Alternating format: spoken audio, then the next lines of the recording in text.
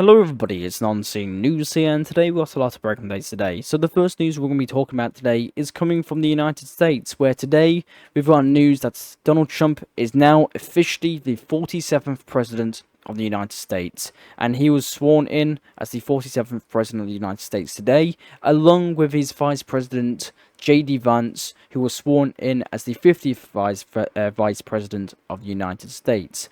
So huge news today. So Donald Trump is now officially the 47th President of the United States, but Trump noticeably didn't actually place his hand on the Bible while swearing in. So I don't know what that was on about, or he just forgot to or something, but who knows. But J.D. Vance actually did swear on on the Bible, so he placed his hand on the Bible while swearing in. We don't know why Donald Trump didn't. Again, this could have just been a mistake, or he didn't see the Bible or something. But interesting news. Let's first go over the key statements he made as soon as he swore in. So he's now the President of the United States, and he made his first speech as the President of the United States, and we'll just go over his quick statements that he made. So he stated that he will be ending all of the wars. Trump vowed to stop all wars, but he did not directly mention Ukraine.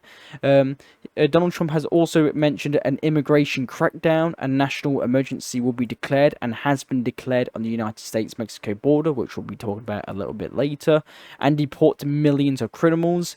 Donald Trump has also labeled drug cartels now will be officially classified as foreign terrorist organizations.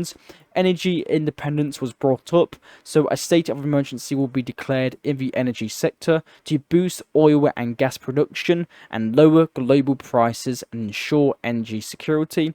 Military strength. Donald Trump pledged to build the strongest military in history. The Paris Agreement withdrawal. For the US has also, will exit and has exited the Paris Climate Agreement, focusing on domestic energy policies. So if you don't know what the Paris Agreement is, so the Paris Agreement, also called the Paris Accords or the Paris Climate Accords, is the international treaty on climate change that was signed in 2016, and now America has withdrawn from this. And we've also got news today that Donald Trump also threatened the Panama Canal, stating and promising to regain over the controlled territory of the Panama Canal, claiming that it would not go to China. And above all, China is operating the Panama Canal, and we didn't give it to China, we gave it to Panama, and we're taking it back.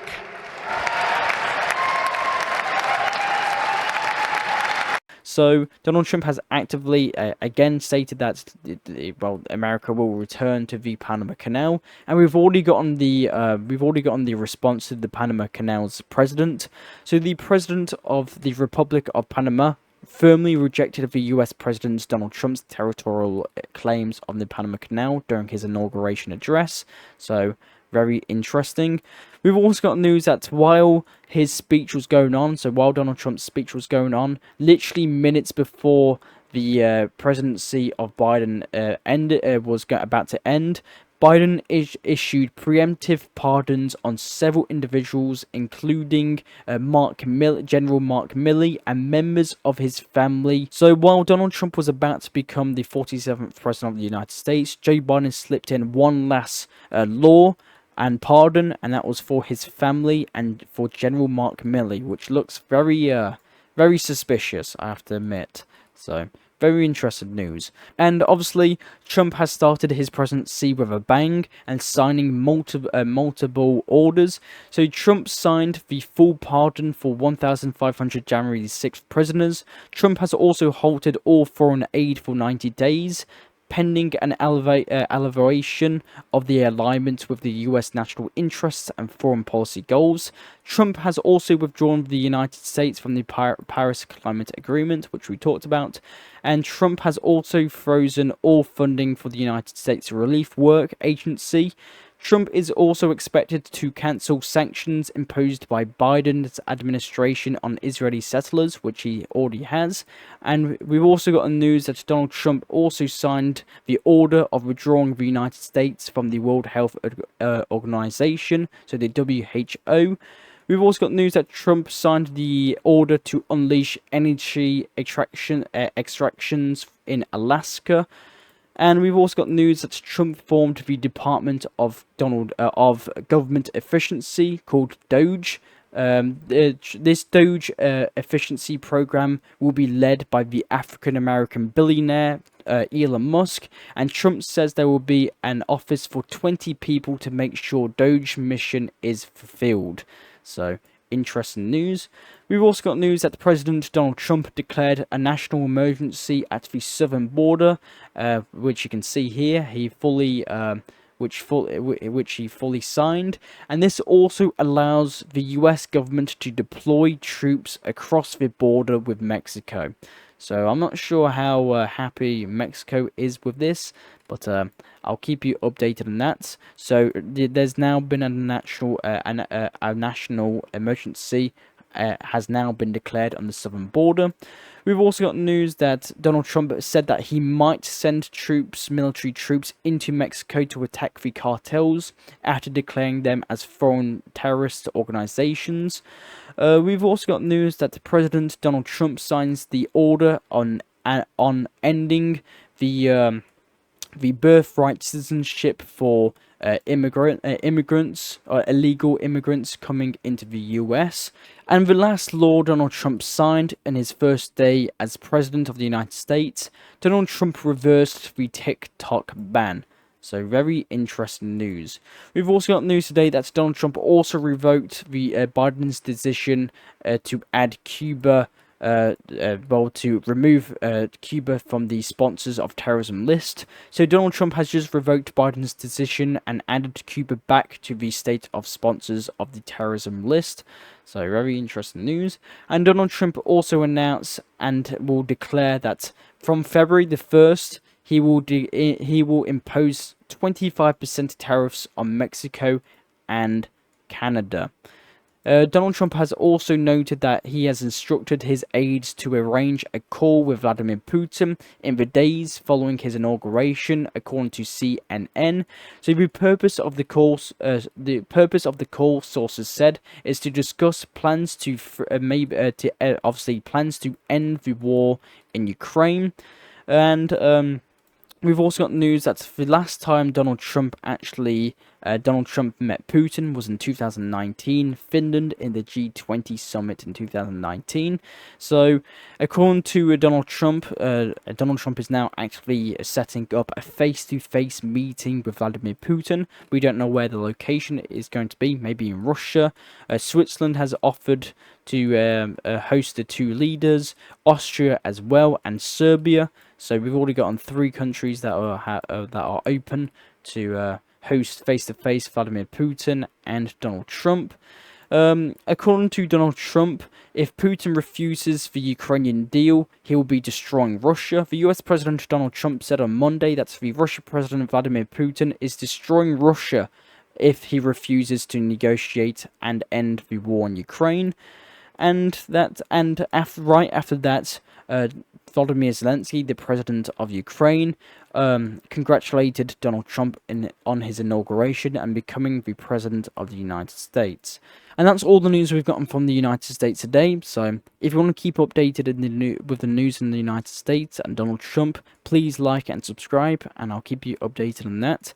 We've also got some news coming from China. It's where we've just gotten news that Vladimir Putin and Xi Jinping just held a phone conversation between each other that lasted an hour and 30 minutes.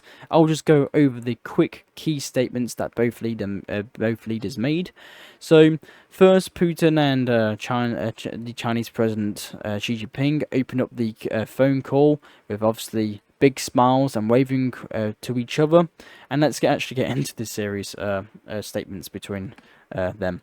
So Xi Jinping first told Putin that he's ready to elevate Chinese and Russian relations to new heights and jointly counter external uncertainties. We've also got news that Putin stated that Russian and Chinese cooperation plays a key stabilizing role in international affairs. In the conversation with Xi Jinping, Putin confirmed his readiness to negotiate with the United States on the Ukrainian settlement. Russia is also ready for dialogue with the United States if Trump's team shows an interest. Putin and Xi Jinping discussed relations between Russia and China and the United States, taking into account the new coming power of Donald Trump. The conversation between obviously Putin and Xi Jinping lasted 1 hour and 30 minutes, as I just stated, and Xi Jinping also informed Putin about the details of his conversation phone call between Donald Trump and himself. So, interesting news. So, President of the Russian Federation held a phone call with the President of China, and now the next news we've gotten today is coming from South Korea.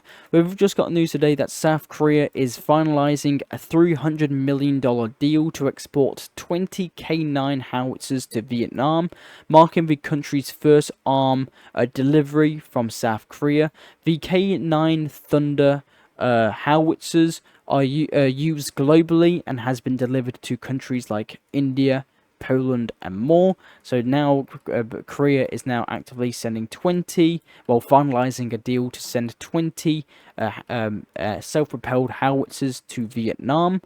We've also got news today that the impeached President Yoon Suk-yeol of South Korea has been taken to a military hospital instead of a detention center following the court's impeached trial.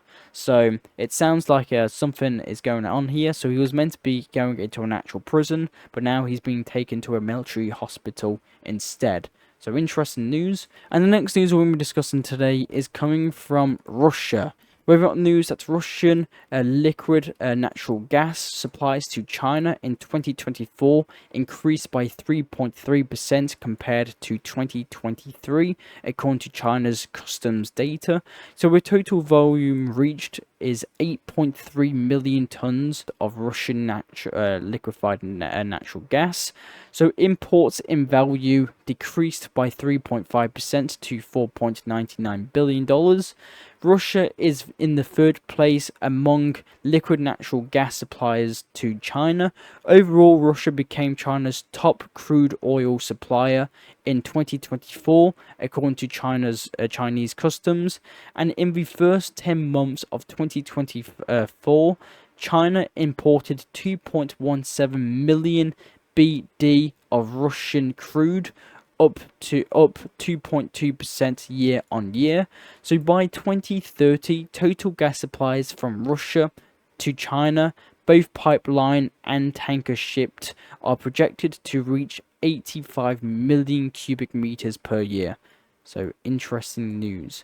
Now we've got some news coming from Ukraine today that Ukraine's State of Emergency Service announced that it has received 3 specialized demining vehicles from Slovenia. So the vehicles, called Cossack PML specified off-road trucks, can be used for demining and for transporting equipment, explosive objects, and the transfer was completed with the finance support from the Slovenian government. So Slovenia has transferred 3 armored vehicles that can actually be used as demining. We've also got news today that Lithuania has delivered a new military aid package to Ukraine, as reported by the Lithuanian Ministry of Defense. The package includes drones that are manufactured in Lithuania, thermal imagers, and 5-ton telescopic loaders intended for military use. We've also got news today that Germany, the German Chancellor Olaf Scholz, has blocked the allocation of a new military aid package to Ukraine.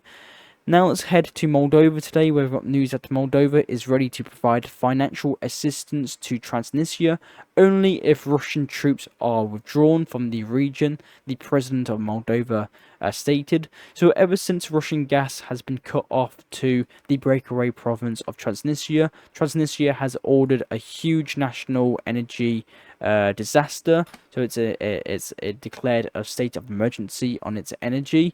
So Moldova is now very happy to provide financial assistance to Transnistria, but the bad thing is for Transnistria. Russian troops will have to be removed out of Transnistria. So the president of Moldova is ready to support Transnistria in overcoming the consequences of the energy crisis in Transnistria by providing generators, medical care, and medicines, everything people need during this period. So interesting news. We've also got news that in 5 years, the birth rate in Latvia dropped by 22.9%. So the nation holds its place in the EU top 5 of the worst population growth stats, with an annual decrease of 1.1%. So in 30 years of its independence, Latvia lost more than 30% of its population, according to official statistics. So, according to the president of Latvia, it is highly unlikely that the problem can be solved, and increasing benefits of people having kids, and suggested that people should just be encouraged to have kids.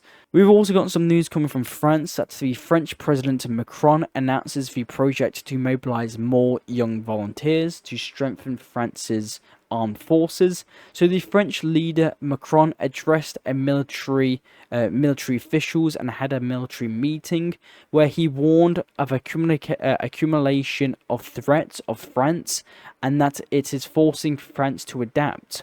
He also presented an updated version of the country's defense priorities strategy, calling it the European Strategic Awakening. So during his speech, President Macron of France stated that he wanted to offer the French youth a solid commitment and give them the choice to serve. And the next news we're going to be talking about today is coming from Israel, where we've just got news that the Israeli Prime Minister Benjamin Netanyahu has just announced the launch of Operation Iron Wall in the West Bank. The goal of the operation is to eradicate terrorism in the West Bank city of Jenin, so right here. So we've just got news today that Israel launches the huge Iron Wall operation in the Jenin city in the West Bank. So Israeli defense forces are currently storming the city's refugee camp, while the Palestinian Authority forces, the PA, withdrew its forces. So we can actually, we've already gotten reports that airstrikes have already been happening. Civilian casualties have also been reported, and explosions and heavy gunfire, and even Israeli helicopters are being reported engaging targets on the ground in the Jenin West Bank city right here. So this is very big news. We've also got news today that Hamas is now calling for the mobilization in the West Bank against the Israeli forces incursion into the Jenin city here. So very interesting interesting news. So Israel launches its counter-terrorism campaign into the West Bank in Jenin. And we've also got news today that Syria media is now claiming that the Israeli Defense Forces have now just begun constructing military bases in the captured areas in Syria. So remember, Israel did its incursion into Syria after Assad al-Bashar, one of the leaders of Syria, fell, and the new authorities of Syria rose, the HTS rebel group. And obviously, the HTS rebel group, it was classified as a terrorist organization by Israel and the United States. So Israel launched its incursion to Syria, and there hasn't been much fighting since then. And now we've just got news today that the Syrian media now is claiming that the IDF is now constructing military bases in these captured positions. So it seems that the Israeli forces are not going to be leaving their advancements into Syria. So interesting news. We've also got news of the costs of the estimated cost to rebuild Gaza, and it's to $40 to $80 billion, with 40 billion tons of debris to clear first. So 2/3 of Gaza's pre-war structures, or approximately 170,000 buildings, have been damaged or completely destroyed, including 245,123 housing units. So cleaning this debris is estimated to cost up to $1.2 billion and take approximately 21 years to clean up the debris that has unfolded all over Gaza. The Palestinian Ministry of Health estimates that there are 10,000 bodies that are still missing underneath all of this rubble. So, very sad news. We've also gotten the cost of Israel from this war in Gaza. So, the Gaza war has costed Israel $41 billion, and with 840 Israeli soldiers killed, with 14,000 wounded. There's been reports that Hamas, or Gaza itself, lost 40,000 people or 50,000 people, but that number is being debated right now. And the next news we're going to be talking about today is coming from Syria's Tartus military port here. So Syria's Tartus military port authorities have just cancelled its contacts with a Russian company, reclaiming all venues for Syria. So the workers that previously worked for the Russian companies in the Tartus military ports will return to local management.